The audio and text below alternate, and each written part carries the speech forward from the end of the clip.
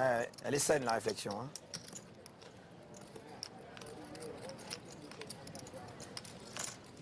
Eh oui. Et non. Voilà. Et non, il renonce. J'aurais fait pareil. Et à chaque fois qu'il vole les blindes, en effet, il rajoute 250 000 $ à son tapis. Il asphyxie totalement la table. Voilà le tableau des blindes. Il en a quasiment 100 quand Nenad n'en a que 10. Et avec 10 blindes d'avance, Nenad doit bouger maintenant. Et il le sait. Et là, encore la main préférée. Tapis. C'est pas la peine de mettre tout. Ça suffit, ça, voilà. Je pourrais demander le bouton blanc. Allez, 9 Le et fameux 3, bouton ça s'en blanc. va.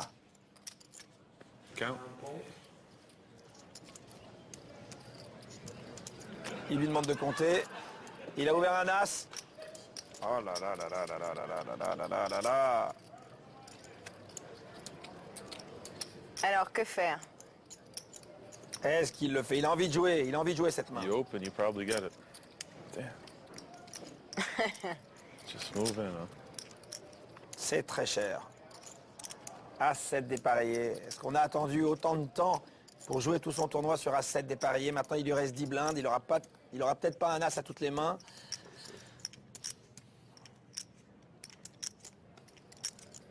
C'est exactement Alors. toutes ces questions qu'il a en tête. Non, mais à chaque fois, il a des vrais mal de tête. Hein, parce que là, c'est... Allez, c'est bien d'attendre. Ouais. Right, number. Et Elki qui s'empare à Et il nouveau. remontre. Il fait le show. Il fait le show. Bah, en même temps, il a son habit de lumière. Il partage avec moi le goût de la paillette. C'est déjà Exactement, ça. hein. C'est vrai. Hein. Mais prochaine fois qu'il fait tapis, vous allez voir que ça va être avec une grosse main. C'est une prédiction? J'en suis sûr. Ah ouais. Ah oui, il a fait beaucoup de Il pubs, a là. montré Il a fait beaucoup de 2 pubs. fois d'affilée. 8-2 dépareillé. C'est toujours pas bon pour Nenad qui peut pas rentrer sur ce coup-là. Audi, 7-4 de Ah, trèfle. ça c'est une belle main. J'adore cette main. I'm all in. Oh là là, énorme. Oh là là, mais- Et là, il y va. Vous voyez, il a une grosse main. Enfin, une grosse main. Plus grosse que Redis. 2 et 3 de Ouais, oui, pique, en bien tout sûr. cas. Et il remporte encore les blindes. Il a gagné 1 million de chips en 4 mains, en faisant tapis, en relançant et en volant les blindes. I'm gonna write a book after this, How to Deal with the Maniac to Your Left. Pas tant que ça. I have queens every hand. What can I do?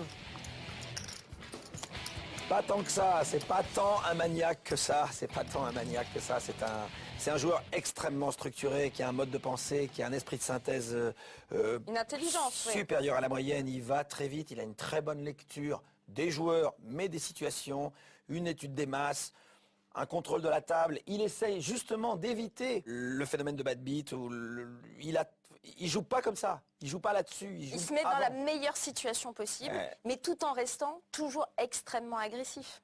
extrêmement agressif, mais avec une forme de prudence. Il fait pas n'importe quoi. C'est pas fou Non, de mais payer il a une avec, grosse avec, prise de risque, avec ouais. hauteur as. Ça paraît dingue ce qu'il a fait. Il l'a Même analysé. vous en étiez, moi, je suis- soufflé, je quoi, suis- ouais. Je suis, Ouais, ouais. bluffé, complètement bluffé. Mais il a vu quelque chose, un tel chez son adversaire, une analyse, quelque chose. Il s'est dit, pourquoi pas. Il a 20% de son tapis à mettre quand même. Hein. C'est pas énorme, mais c'est beaucoup. Et il le paye avec hauteur as, il gagne le coup. Et c'est le seul coup un peu fou qu'on l'ait vu faire. Le reste sont des... Il envoie et... Enfin, Il déroule son poker. 2 et 3, deux fois de suite à tapis. Bon, Oui, c'est pas mal quand il même. peut être payé, mais même s'il est payé, il perd pas tant que ça. Est-ce que ce sera le WPT, le titre enfin pour Elki bien parti, hein. El Lago? Évidemment, c'est bien parti et du coup, il nous tarde de le voir. Tout ça, ça sera la semaine prochaine. Il va falloir patienter. On va reparler de Bertrand Gros-Payet en compagnie de notre invité qui va nous rejoindre dans un instant. C'est Benjamin Galen. Il est journaliste et surtout très proche d'Elki. Mais d'abord, quelques images de ce qui va nous attendre la semaine prochaine. Regardez. Dans le prochain épisode. How do you say the nuts? How do you spell field? Should I get used to this? Oh, I think so.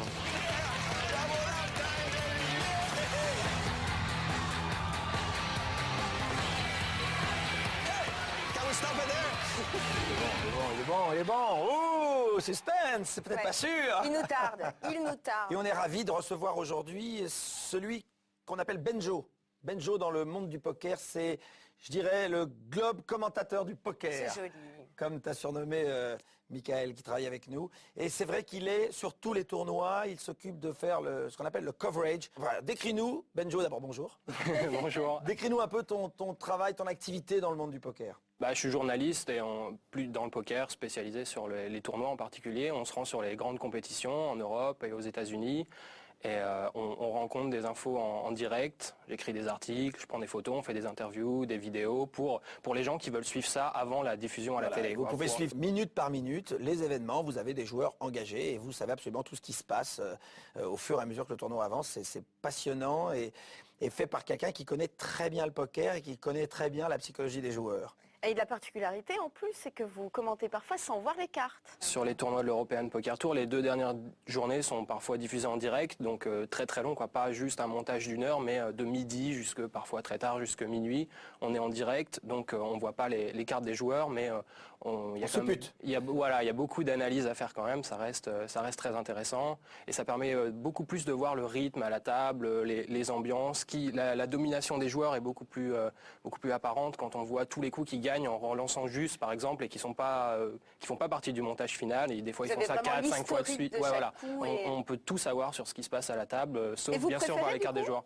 Commenter sans voir les cartes que j'aime bien aussi, parce que ça permet de se focaliser plus longtemps sur l'analyse parce que des fois si c'est un montage de seulement 1 heure comme ce que vous faites, on passe moins de temps à décortiquer le jeu des joueurs. Non, j'aime beaucoup aussi. Ce qui est intéressant, c'est quand vous commentez sans les cartes, vous êtes quasiment assis à la table avec les joueurs et vous êtes un des joueurs de la table. Vous devez vous pencher sur une analyse comme si vous aviez vos adversaires en face de vous. Qu'est-ce que tu penses de son comportement à la table aujourd'hui sur cette finale? Il fait tout parfaitement en fait, tout simplement et on s'en rend pas forcément compte en fait, mais quand on se contente de regarder, mais il calcule tout, il sait exactement tout ce qui se passe. Toutes ses décisions sont bien réfléchies, même s'il se prend ses décisions très vite, c'est plus par habitude que par empressement. Il a tout bien calculé à la table, il sait selon la position, la hauteur des tapis, l'échelle des prix, tous ces paramètres sont pris en compte pour chacune de ses décisions et c'est pour ça qu'il se trompe pas. Vous les connaissez bien, donc tous ces joueurs qui évoluent en dur. Il y a la grosse vague des joueurs Internet désormais. Qu'est-ce que vous pouvez nous en dire? Est-ce que réellement c'est cette génération-là désormais qui a donné la tonalité du poker comme il se joue en dur? Totalement, il y a pas de discussion là-dessus, je pense. Je les ai vus apparaître, en fait, les premiers tournois auxquels j'ai assisté, les joueurs Internet existaient déjà, mais ils étaient encore un peu en retrait. C'était encore peut-être la période de formation pour eux. Vers 2003 Voilà, exactement, 2003, 2004, et après c'est vers 2005-2006 que là, ils ont commencé à tout rafler, et maintenant, ça a rendu vraiment les parties beaucoup plus difficiles. Parce que ces joueurs-là, qu'on sous-estimait au départ, finalement, on s'est rendu compte qu'ils avaient énormément d'expérience aussi, même s'ils jouaient que depuis 1 an ou 2, ils avaient joué tellement de coups sur Internet, en jouant plusieurs tables à la fois, tout ça, que ils en savaient déjà beaucoup. Et maintenant, je pense qu'on va les voir dominer pendant encore longtemps. Il y aura des nouvelles générations qui vont se former. Parce que les parties sont de plus en plus difficiles, en fait. C'est pas rare de voir à une table maintenant, une table de 9 joueurs finale, 9 professionnels, et qui ont tous entre 22 et 25 ans. Donc c'est assez effrayant. Qui vous a le plus impressionné pour l'instant? Qui est-ce qui m'a le plus impressionné dans les joueurs français? Elki fait partie des joueurs qui m'impressionnent. J'aime beaucoup Ludovic Laquet. Mais il y a aussi des joueurs plutôt de l'ancienne école que j'admire beaucoup. Un de mes joueurs préférés, c'est David Benjamin. On a vu en ouverture du WPT cette saison. Justement parce qu'il s'est adapté en fait. Il a vu ça arriver, il s'est parfaitement adapté. Il joue très bien dans les parties en dur, les parties casino et sur Internet quand il s'y est mis très sérieusement et il rivalise avec les joueurs qui ont 10-15 ans de moins que lui. Vous êtes un observateur privilégié du poker. Est-ce que du coup les joueurs viennent vous voir pour avoir quelques petites infos, des tels Très bonne question. Vous êtes aussi une source de renseignement, vous êtes les RG pour les joueurs en fait. Oui, quand les listes sont publiées au départ d'une journée dans un tournoi, on a des listes officielles qui sont publiées. On sait à quelle table on va jouer, donc Benjo vient derrière nous et il l'a fait avec moi aussi, il vient derrière et il dit attention celui-là, joueur machin, joueur ceci, il les connaît là les fiches, donc ça nous aide forcément. On regarde le palmarès sur Internet, on essaye de voir, ou alors c'est un joueur que j'ai déjà vu sur telle ou telle partie, je peux lui dire fais attention, celui-là il est redoutable, ou alors à l'inverse, celui-là, il y a peut-être un coup à jouer avec lui parce qu'il est un petit peu plus faible que les autres. C'est notre maman à tous. Ah ben bravo, belle fratrie. Est-ce que ça veut dire aussi que quand vous n'aimez pas les joueurs, vous ne leur donnez rien, pas une info? Non, il n'y a pas de problème. Il y a pas de problème. Tout le monde aime beaucoup Benjo sur le circuit, et tout le monde aime le voir, il a quelque chose d'extrêmement rassurant. On sait qu'il est là, on sait qu'il est autour, les coverages sont fantastiques. Vraiment, je le dis parce que quand on a envie de suivre un tournoi sur Internet, on regarde le tournoi et on a l'impression de vivre le truc, même si on est à 10 000 km, et il le fait avec beaucoup Il aime ce qu'il fait, donc comme il aime ce qu'il fait, il le transmet très très bien. Alors ça c'est pour la partie journalistique, vous observez, vous voyez évoluer les plus grands joueurs. Et le joueur de poker alors que vous êtes? Ça m'a beaucoup appris. J'essaye de jouer 1 ou 2 compétitions par an, mais avec des tarifs beaucoup moins élevés. Et ça m'a beaucoup appris toutes ces années passées à observer, commenter en direct, voir tous les coups du début à la fin. Ça m'a donné beaucoup d'idées. Et le fait aussi de discuter avec les joueurs, tout simplement, parce qu'on se fréquente en dehors des parties, on va en resto, on fait des soirées, tout ça. Et des fois, je leur demande alors, qu'est-ce que tu penses de cette main-là? Et rien que le fait de côtoyer les joueurs, même si on parler poker. On joue pas trop souvent comme moi, ça permet d'apprendre beaucoup. Qu'est-ce que tu penses de la vie du joueur professionnel de poker? Est-ce que tu donnerais des conseils à un jeune que ça fait rêver? Est-ce que tu as quelque chose même un avertissement? Ouais, il faut vraiment faire attention avant de se lancer. Il faut assurer ses arrières, et c'est quelque chose qui manque aux plus jeunes joueurs justement parce que souvent ils sont encore en train de faire leurs études, donc ils n'ont pas la sécurité financière que des joueurs comme Patrick ou d'autres ont, et ils peuvent se lancer sur les tournois sans problème. Quand on a 20-21 ans, qu'on n'a pas encore fait grand-chose dans la vie, ça peut être un peu trop grisant. Il y a des déceptions parce que c'est beaucoup plus difficile que ça en a l'air. Exactement. Pour une personne qui gagne un tournoi, il y en a 500, 600 derrière qui n'ont pas gagné le tournoi. Donc il y a un piège, je pense, de croire que c'est de l'argent facile. Surtout maintenant, en 2010, où le circuit est vraiment très difficile. C'est un travail considérable. Donc les gens qui ont envie de se lancer, j'ai envie de leur dire, c'est énormément de travail, donc il faut être prêt à accomplir. Comme pour tout. Faire ses devoirs, ouais. Voilà, faire ses devoirs, faire son homework, apprendre et avoir l'humilité de savoir qu'il y a beaucoup de monde qui veulent cette place et que c'est pas une fin en soi et que ça demande, et je ne cesserai de le répéter, c'est extrêmement chronophage. C'est beaucoup de choses qu'on ne fait pas. Le poker prend beaucoup de temps, parfois beaucoup trop.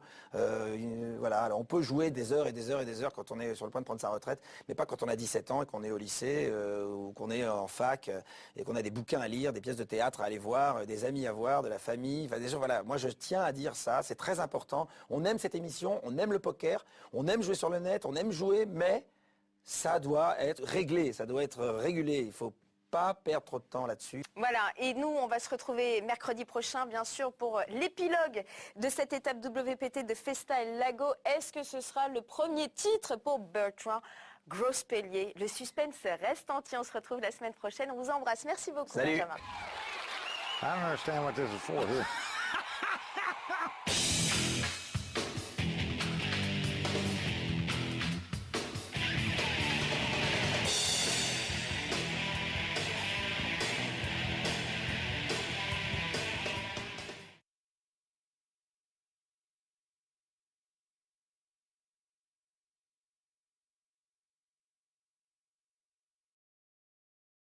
Take on the world at the world's largest poker room, partypoker.com. Everyone's playing.